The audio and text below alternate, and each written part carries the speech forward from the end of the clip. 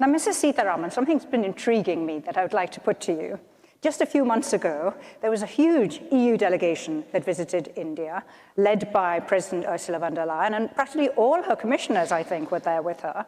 And what came out from the visit was a new roadmap was declared with the prospect of an EU-India free trade agreement by the end of 2025. Now, that's not an easy thing to deliver.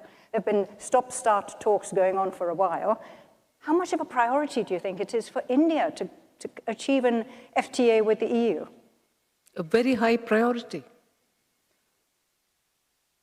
Somewhat deriving from the governor from Fiji, the global fragmentation, and also the way in which the tariff April 2nd has panned out.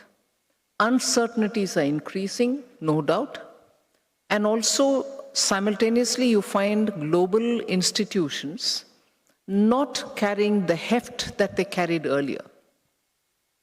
And if that is the situation, countries are today very clearly looking at bilateral arrangements, some of which, in the case of UK or in the case of EU, India has been negotiating for some time, quite some time.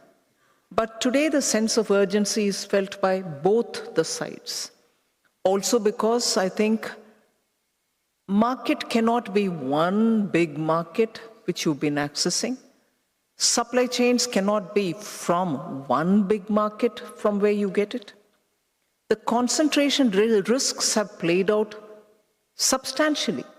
Disruptions have played out substantially. So whether you look at it from the point of view of one plus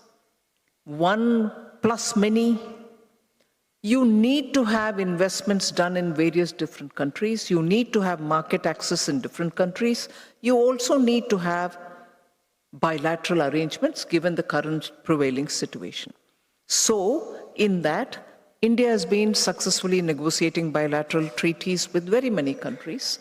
The EFTA is one which we concluded, with UAE we concluded, with Australia we had concluded, and so on. So the EU is top of our priority, also because of the traditional links that we've had with EU, just as traditional links we've had with UK. And if I can, I'm not revealing the negotiations, but if I can say, it is in the public domain that except for one or two items on which each side is fixated, there's largely an agreement that we can get the agreement through. So if the negotiations go forward with that spirit, this December thing that you said, by the year end that you said, is not impossible to achieve. Excellent to hear. We'll hope that we'll get it done. It's a top priority.